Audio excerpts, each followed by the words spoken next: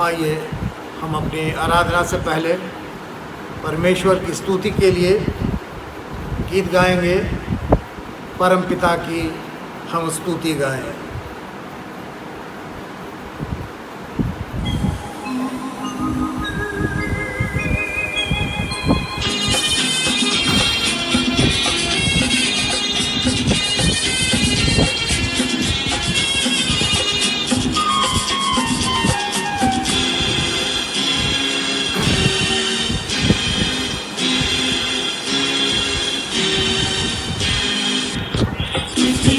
की हम स्तुति गाए, वो ही है जो बचाता हमें। परम पिता की हम स्तुति गाए, वो ही है जो बचाता हमें। सारे पापों को करता क्षमा, सारे रोगों को करता चंगा। परम पिता की हम स्तुति गाए, वो ही है जो बचाता हमें।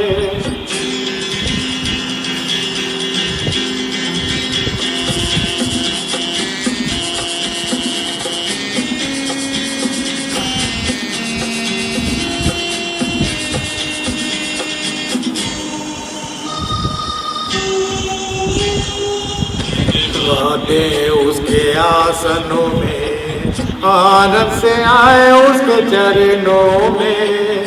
धन्यवाद दे उसके आसनों में, आनंद से आए उसके चरणों में। संगीत गाकर खुशी से मुक्ति की चट्टान को जय ललकारे। परम पिता की हम स्तुति गाए, वो ही है जो बचाता हमें।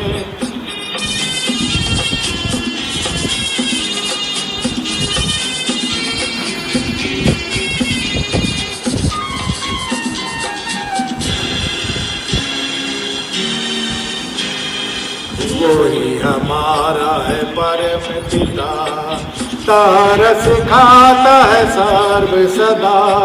वही हमारा है परम पिता, तरस खाता है सर्व सदा। पूरब से पश्चिम में जितनी दूर, उतनी दूर हमारे कसूर। परम पिता की हम स्तुति गाए, वो ही है जो बचाता हमें।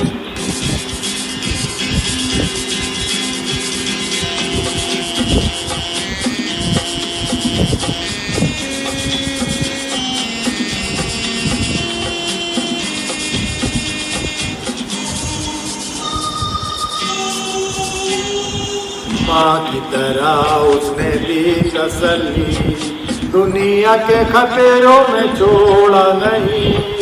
माँ की तरह उसने दी तसल्ली, दुनिया के खतरों में छोड़ा नहीं।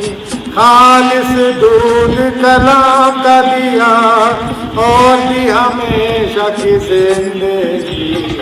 परम पिता की हम स्तुति गाए, वो ही है जो बचाता हमें।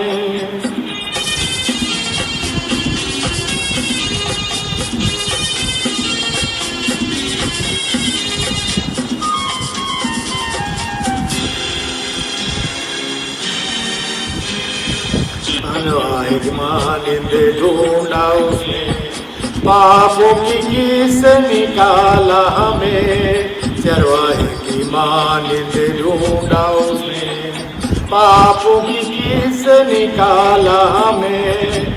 हमको बचाने को जान अपनी दी, ताकि हाथ में हम उसके रहे। परम पिता की हम स्तुति गाएं, वो ही है जो बचाता हमें।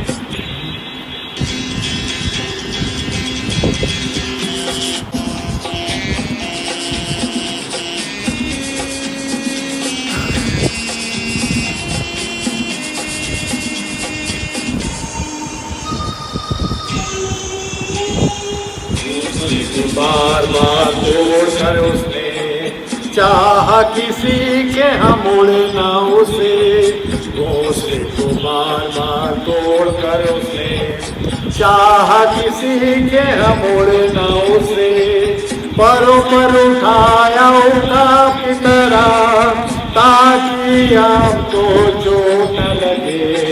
पर पिता की हम सुनी गाएं, वो ही है जो बचाता हमें। पिता की हम सुनी गाएं, वो ही है जो बचाता हमें। प्रभु यीशु मसीह के मधुर नाम में सभी भाई और बहनों को डॉक्टर विंसेंट बेंजामिन की ओर से जय मसीह की।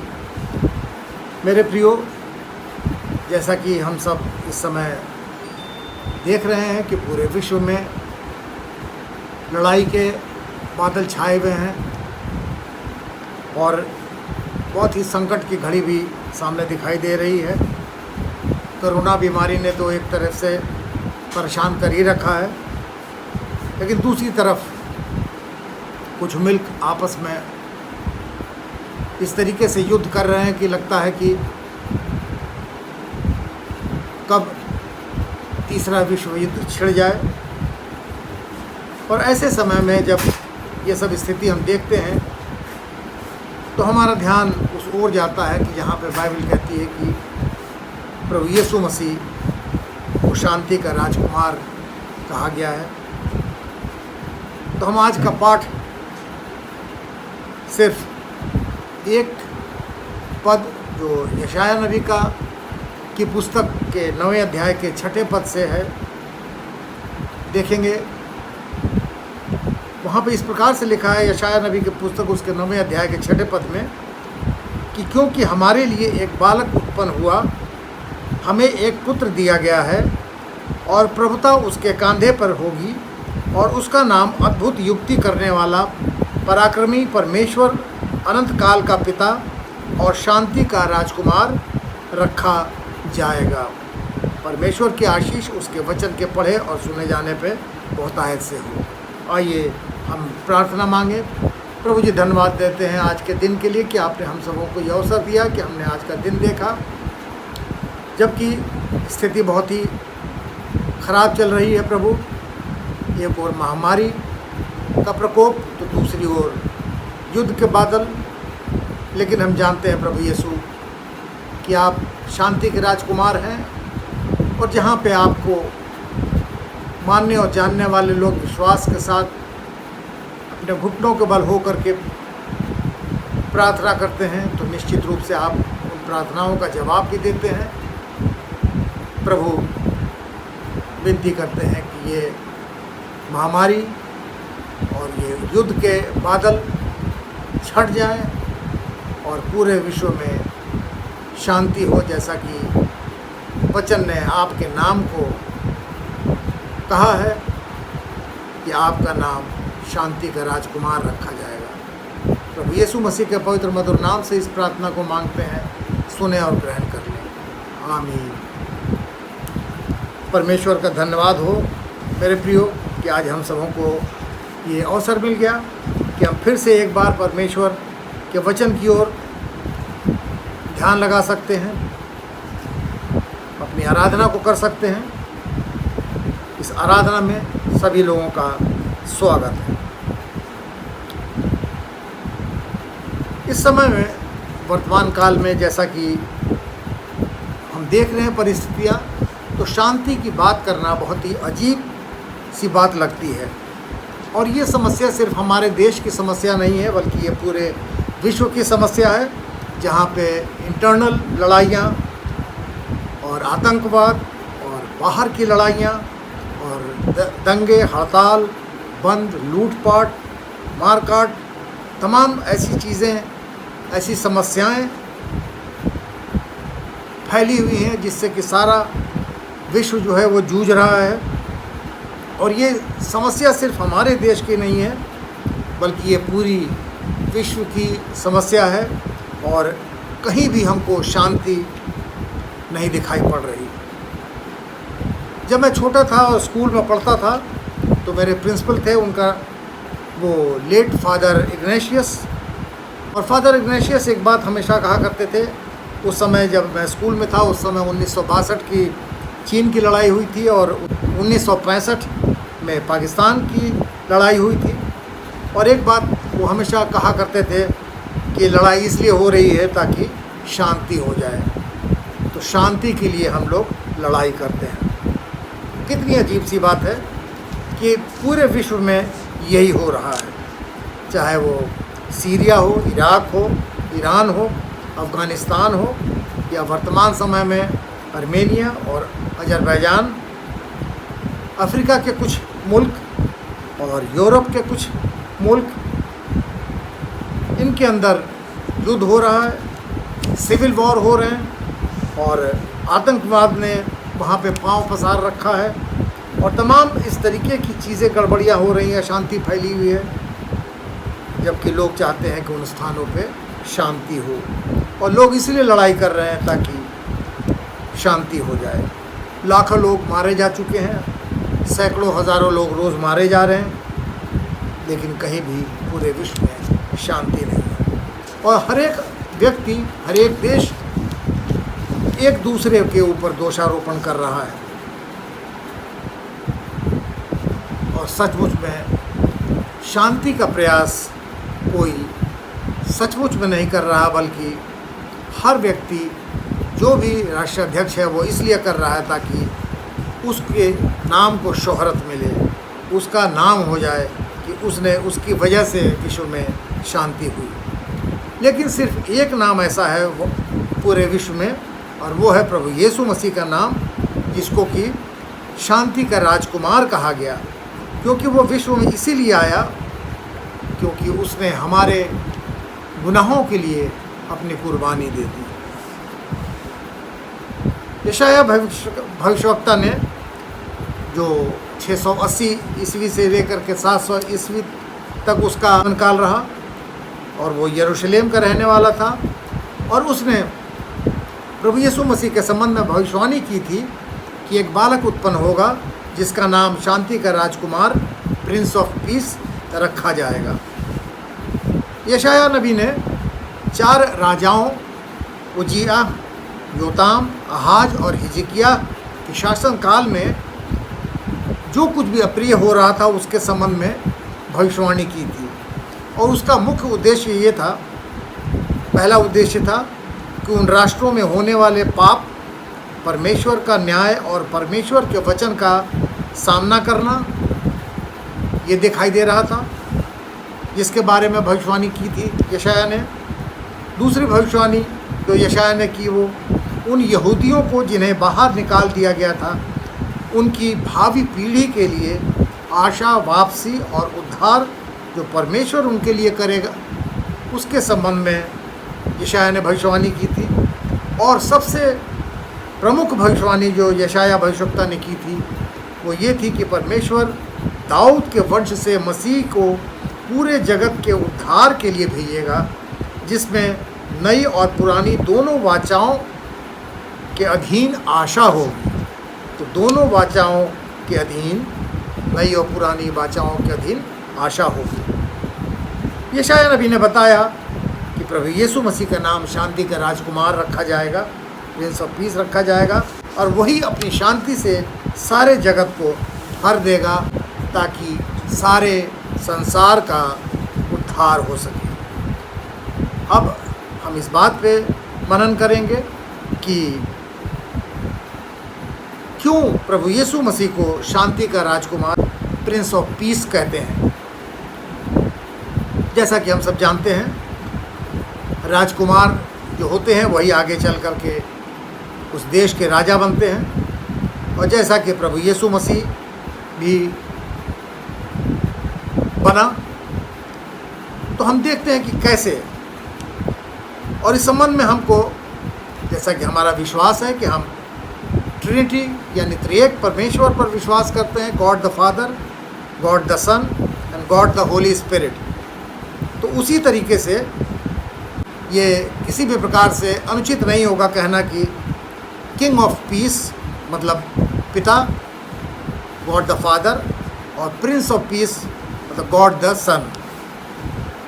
तो ये पुत्र है, प्रभु यीशु मसीह है, वो इस जगत में इसलिए आया ताकि वो अपनी शांति हम सबों को दे, हमें उद्धार दे, हमें बचाए, हमारी पापों से रक्षा करे और हमें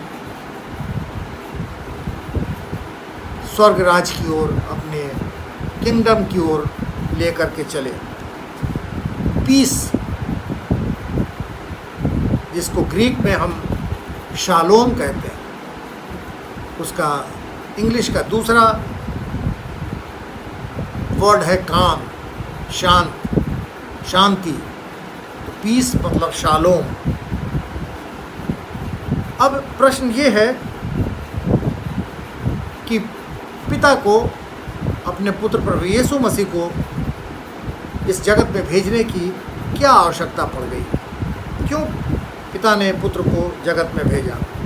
पिता ने पुत्र को जगत में इसलिए भेजा, जैसा कि यूहन्ना रचित सुसमाचार उसके 3 अध्याय के 16 पद में वचन ने कहा है, बताया है कि क्योंकि परमेश्वर ने जगत से ऐसा प्रेम रखा कि उसने अपना इकलौता पुत्र दे दिया, ताकि जो कोई उस पर विश्वास करे वो नाश ना हो पर अनंत जीवन पाए। तो परमेश्वर ये चाहते थे कि जगत के सारे मानव जाति का उद्धार हो, इसलिए उन्होंने अपने प्रेम के कारण उन्होंने अपने प्रिय पुत्र को, इकलौते पुत्र को, जो शांति का राजकुमार है, उसको इस जगत में भेजा।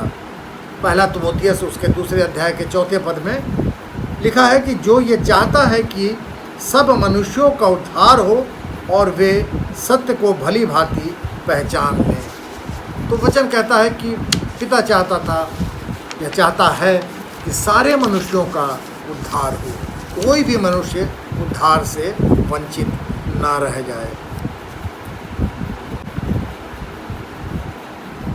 परमेश्वर ये चाहते हैं कि हर एक विश्वासी को शांति मिले। परमेश्वर हर एक विश्वासी को शांति देगा, जैसा कि भजन संहिता उसके 29 अध्याय के 11 पद में लिखा है, यहोवा अपनी प्रजा को बल देगा, यहोवा अपनी प्रजा को शांति की आशीष देगा। लेकिन वो शांति की आशीष कब देगा? वो शांति की आशीष जब देगा जब हम उसके पुत्र प्रभु यीशु मसीह की बातों को सुनेंगे। मत्ती रचित सुसमाचार उसके 17 अध्याय के 5वें पद में वचन बताता है, और लूका रचित सुसमाचार 9वें अध्याय के 35 पद में कि एक उजले बादल ने उन्हें छा लिया और उस बादल में से ये शब्द निकला कि ये मेरा प्रिय पुत्र है और चुना हुआ है, जिससे मैं प्रसन्न हूँ, इसकी सुनो। तो जब हम प्रभु यीशु मसीह की बातों को सुनेंगे तो परमेश्वर हमें शांति देगा, हमारा उद्धार करेगा। तो शांति प्राप्त करने के लिए मेरे प्रियो ज़रूरी है कि प्रभु यीशु मसीह की बातों को, उसके आदेश को सुनना ज़रूरी है। तो अब हम देखें कि प्रभु यीशु मसीह क्या कहते हैं, हमको क्या सुनना है। प्रभु यीशु मसीह कहते हैं, यूहन्ना रचित सुसमाचार उसके 14 अध्याय के 23 पद में, यीशु ने उत्तर दिया, यदि कोई मुझसे प्रेम रखेगा तो वो मेरे वचन को मानेगा और मेरा पिता उससे प्रेम रखेगा और हम उसके पास आएंगे और उसके साथ वास करेंगे। तो जो कोई प्रभु यीशु मसीह से प्रेम करेगा, उसके वचन को मानेगा, तो निश्चित रूप से पिता और पुत्र दोनों उससे प्रेम करेंगे और उसके साथ वास करेंगे। तो सबसे ज़रूरी अहम बात है उसकी बातों को मानना, उसकी आज्ञा को मानना, क्योंकि यूहन्ना रचित सुसमाचार उसके 14 अध्याय के 15 पद में वचन में इस प्रकार से लिखा है कि यदि तुम मुझसे प्रेम रखते हो तो मेरी आज्ञाओं को मानोगे। तो जब हम प्रभु यीशु मसीह से प्रेम रखते हैं, हम विश्वासी लोग हैं, हम कहते हैं कि प्रभु यीशु मसीह से हम प्रेम रखते हैं, तो निश्चित रूप से हमारे लिए आवश्यक है कि हम उसकी आज्ञाओं को मानें। लेकिन ये कहना बहुत आसान है और इसको व्यवहारिक रूप से प्रैक्टिकल वे में शो करना बहुत मुश्किल है। आज्ञाकारी होना बहुत ही कठिन काम है। घोड़ों के बारे में हम जानते हैं और सबसे अच्छे घोड़े अरब कंट्री में होते हैं और वहाँ पे घोड़ों को ट्रेन करने का एक कॉलेज है, वहाँ पे घोड़ों को ट्रेनिंग दी जाती है और ट्रेनिंग के अंत में जब घोड़ों का टेस्ट लिया जाता है और उसमें जो घोड़ा सबसे ज़्यादा आज्ञाकारी निकलता है तो उस घोड़े को बेस्ट घोड़े का अवार्ड सर्टिफिकेट दिया जाता है। और वो आखिरी टेस्ट जो होता है वो इस प्रकार से होता है कि उस घोड़े को जो ट्रेनिंग ले रहे हैं जो घोड़े, उनको लगभग 1 हफ्ते तक पानी नहीं पिलाया जाता, प्यासा रखा जाता है और फिर उसके बाद थोड़ी दूर पे जहाँ पे उनको रखा जाता है उससे थोड़ी दूर पे टब में पानी भर करके रख दिया जाता है और उसके बाद फिर वो घोड़ों को खोल दिया जाता है। घोड़े चूँकि प्यास से मर रहे होते हैं तो दौड़ते हैं जल्दी से पानी पीने के लिए और जैसे ही वो पानी के टब के पास जा कर के अपने सर को झुकाते हैं पानी पीने के लिए तो उनका ट्रेनर जो है वो एकदम से आवाज़ दे देता है, स्टॉप, रुक जाओ। और जो घोड़ा पानी नहीं पीता एकदम से वहाँ पे अपने ट्रेनर की आवाज़ को सुन करके रुक जाता है और फिर वो ट्रेनर उसको वापस बुलाता है, कम बैक, वापस आओ। और घोड़ा बिना पानी पिए हुए वापस अपने प्रशिक्षक के पास, ट्रेनर के पास चला जाता है तो उस घोड़े को बेस्ट ओबीडियंट घोड़े का सर्टिफिकेट दिया जाता है और ये माना जाता है कि वो घोड़ा जो है बेस्ट ट्रेंड हॉर्स है। तो उस लेवल की, उस स्तर की आज्ञाकारिता बाइबल चाहती है कि हम भी प्रभु यीशु मसीह के आदेशों को पालन करने में अपने अंदर दिखाएं। हमारे अंदर उस लेवल की आज्ञाकारिता होनी चाहिए, आज्ञा प्रभु यीशु मसीह की बातों को मानने के लिए कि जो बात मना की है नहीं करना है तो वो नहीं करना है। तो इसके लिए मेरे प्रियो ज़रूरी है कि हम मन, वचन और कर्म से हमको आज्ञाकारी होना है, क्योंकि जैसा कि लूका रचित सुसमाचार उसके 9वें अध्याय के 25 पद में प्रभु यीशु मसीह के लिए वचन कहता है कि ये मेरा पुत्र है और चुना हुआ है। तो ये पुत्र है और ये चुना हुआ है। और इसी तरीके से प्रभु यीशु मसीह हम लोगों के लिए भी कहते हैं, जैसा कि यूहन्ना रचित सुसमाचार उसके 15 अध्याय के 19 पद में लिखा है कि तुम संसार के नहीं वरन मैंने तुम्हें संसार में से चुन लिया है, इसलिए संसार तुमसे बैर रखता है। तो प्रभु यीशु मसीह ने हम सबों को चुना है मेरे प्रियो, हम संसार के नहीं हैं। तो पिता ने पुत्र को चुना और पुत्र ने हमें चुना, तो फिर हमें पुत्र की आज्ञाओं को मानना बहुत ही ज़रूरी है, उसको मानना ही है।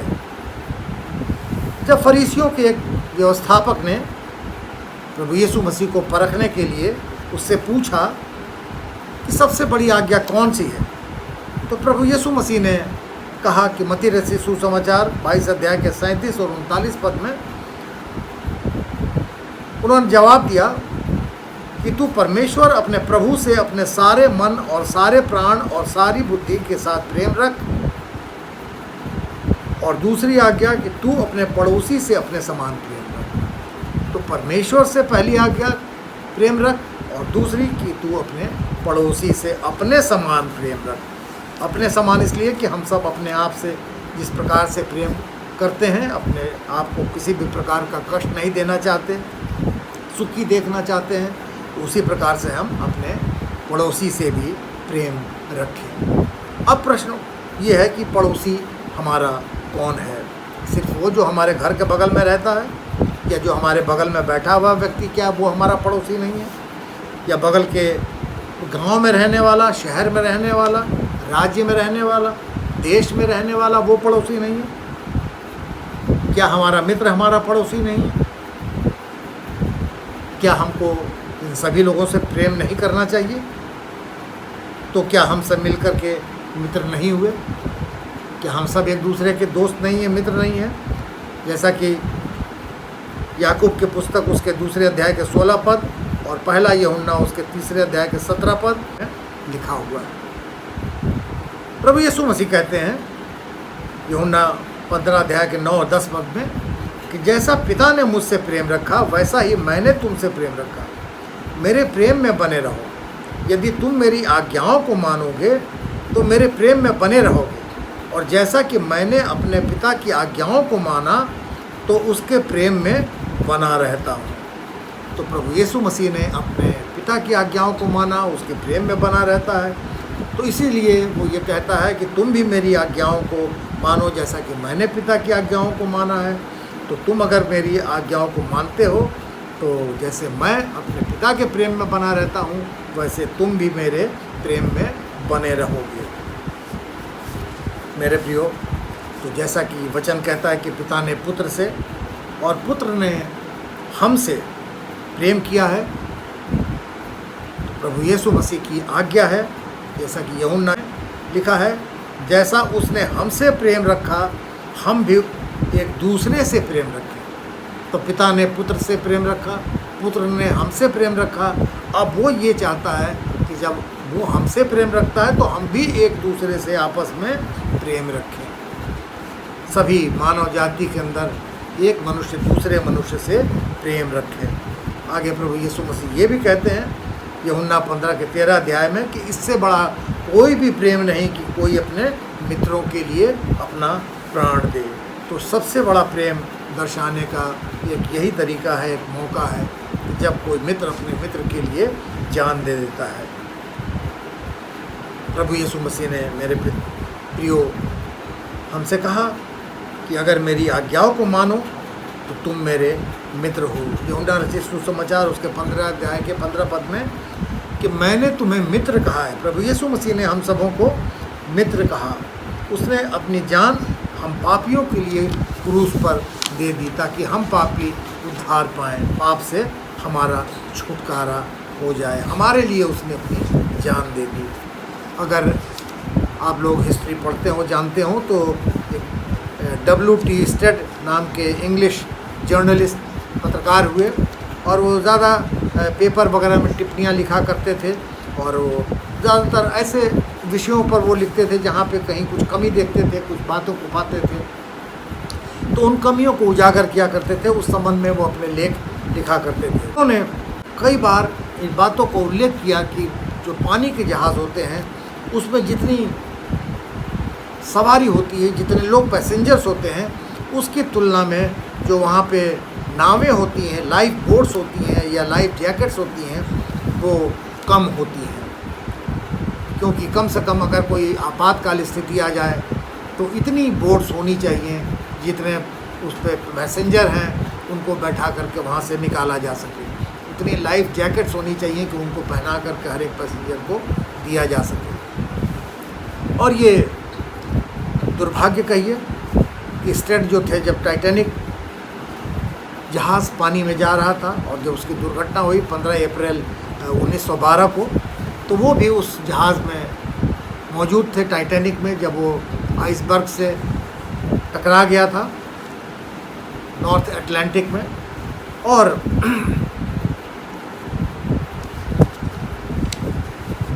जो एक रिपोर्ट आई उसमें बताया गया कि किस प्रकार से उन्होंने वहाँ पे जितनी स्त्रियाँ थीं और जितने बच्चे थे उनकी सहायता की, उनको बचाने में। सबको जल्दी जल्दी नीचे बोट्स में पहुँचाया, उतारा ताकि लोगों की जान बचे।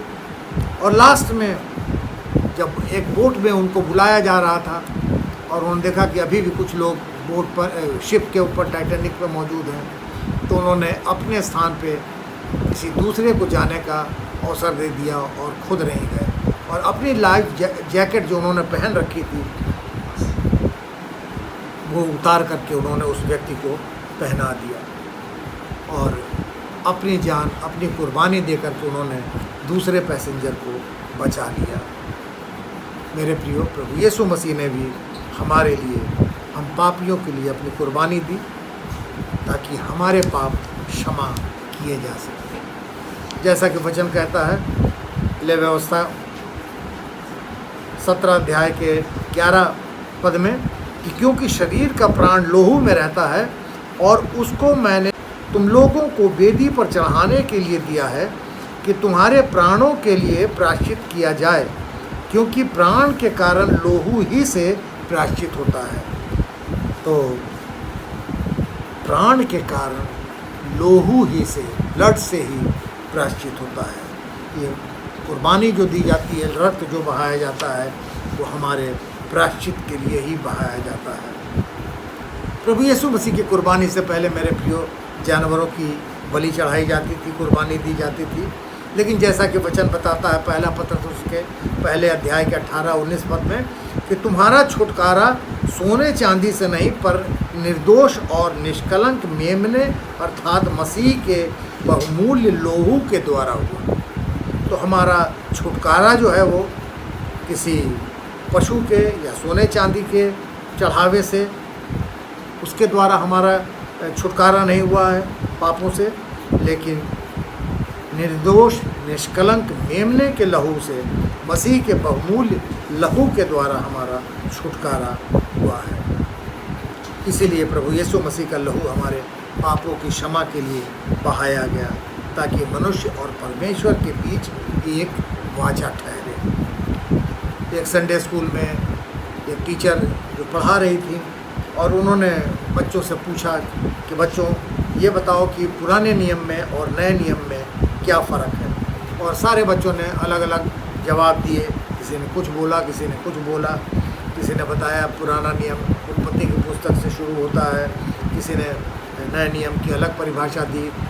और इस प्रकार से अलग अलग बातें बताने के बाद एक छोटी लड़की थी, तो उसने बताया कि पुराना नियम जो है उसमें भेड़ों ने जान दी ताकि जो चरवाहे हैं उनके पापों को क्षमा मिल सके, पापों से उनका छुटकारा हो सके। लेकिन नए नियम में चरवाहे ने अपनी जान दे दी ताकि भेड़ों के पापों का छुटकारा हो सके, उनको पापों से छुटकारा मिल सके। ये एक हमारे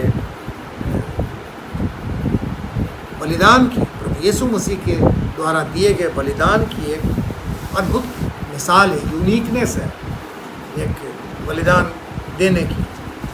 तो मेरे प्रियो, प्रभु यीशु मसीह ने अपनी कुर्बानी दी, और इसलिए कुर्बानी दी क्योंकि ये कुर्बानी देने का काम उनको अलॉट किया गया था, आवंटित किया गया था कि उनको कुर्बानी देनी है। जब वो सामरिया के एक नगर में चेलों के साथ भोजन पे बैठे थे, भोजन कर रहे थे, तो उन्होंने चेलों से कहा, यूहन्ना रचित सुसमाचार उसके 4 अध्याय के 34 पद में, कि मेरा भोजन ये है कि मैं अपने भेजने वाले की इच्छा पर चलूँ और उसका काम पूरा करूँ। तो जो काम उनको अलॉट किया गया था, जो काम उनके लिए निर्धारित किया गया था कि ये काम उनको करना है, वो काम उन्होंने पूरा करने के लिए अपने चेलों को बताया। मेरा भोजन ये है कि मैं जो भेजा है पिता ने मुझको, मैं उसकी इच्छा पर चलूँ।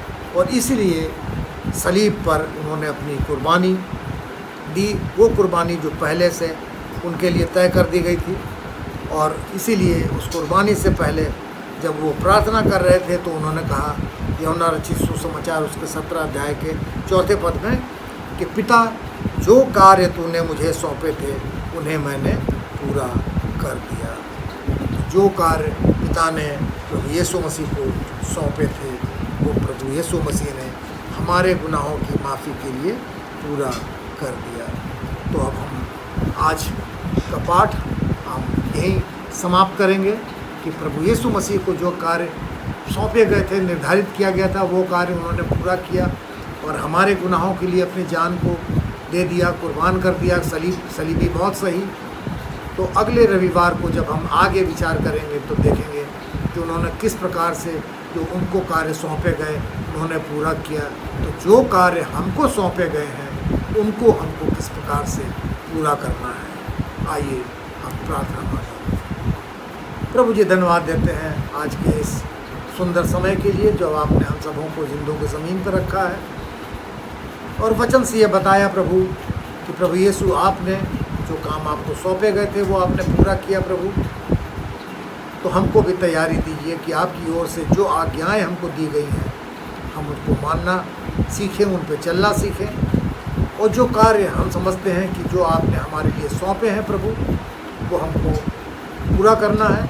आगे आने वाले समय में आप हमारी सहायता करिए, ताकि किसी भी तरीके से हम किसी अनुचित रास्ते पर ना जाने पाएँ, भटकने ना पाएँ, और उस हर एक बात को, हर एक आज्ञा को 100% उसको माने, उस पर चलने वाले हों, और दूसरों को भी वो सत्य का राह दिखाने वाले। प्रभु यीशु, आप शांति के राजकुमार हैं, इसमें कोई भी शक नहीं है। इस संसार में आप इसीलिए आए, शांति और प्रेम का संदेश लेकर के। और आज जब पूरे विश्व में अशांति फैली हुई है प्रभु, अराजकता है, लड़ाई है, युद्ध है, आतंकवाद है, महामारी, बीमारी और अन्य तरीके की ऐसी चीज़ें हैं जिससे पूरे विश्व में अशांति फैली हुई है। हम विनती करते हैं आपसे प्रभु कि होने दीजिए कि हर एक ओर आपके प्रेम की, आपकी शांति की नदी बहे, लोगों का आपस का मनमुटाव दूर हो, सबके अंदर एक भाईचारगी और मित्रतापूर्ण संबंध हो। जैसा कि आपने प्रभु हमको अपना मित्र कहा है, तो हम भी पूरे विश्व को अपना मित्र बनाएं। प्रभु जी, हमारे पापों धर्मों को क्षमा करें, जाने अनजाने जो कुछ भी हमसे भूल चूक हुई हैं, और उसके लिए क्षमा मांगते हैं। विशेष रूप से इस समय जब प्रभु पूरा विश्व कोरोना बीमारी से जूझ रहा है, प्रभु आपसे हम विनती करते हैं कि दुआ और दवा के द्वारा उस बीमारी का अंत हो। प्रभु आप उस बीमारी का अंत करिए, और होने दीजिए कि जल्द से जल्द कोई वैक्सीन उसकी निकाले आपके दी हुई बुद्धि से, ताकि लोगों की जान बचाई जा सके। जो लोग बीमारियों की सेवकाई में लगे हैं प्रभु, medical staff, non medical staff और एडमिनिस्ट्रेटिव स्टाफ और जितने भी लोग हैं प्रभु, हर एक वॉरियर की आप सहायता करें। जिन्होंने प्रभु जी अपनी कुर्बानियाँ दी हैं, उनके घरों के ऊपर आपकी आशीष हो।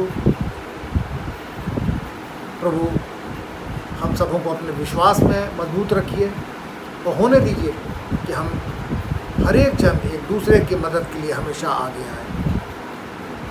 हम में से हर एक को अपने नज़दीकी में रखिए प्रभु। एक एक जन को आपके लहू में छुपाते हैं प्रभु यीशु, हर एक विश्वासी को आपके लहू में छुपा करके सुरक्षित करते हैं। अपनी क्लर्जी के लिए आपसे विनती करते हैं, पासबानों के लिए, बिशप्स के लिए, डिस्ट्रिक्ट सुपरिटेंडेंट्स के लिए, डीन्स के लिए और मॉडरेटर के लिए, और भी जितने भी धर्माध्यक्ष हैं प्रभु, सबों को आशीषित करिए। हर एक डिनोमिनेशन के लोगों को आशीषित करिए। इस प्रार्थना को प्रभु यीशु मसीह के पवित्र और मधुर नाम से मांगते हैं, सुनिए और ग्रहण कर लीजिए। आमीन, आमीन। जय मसीह, जय मसीह।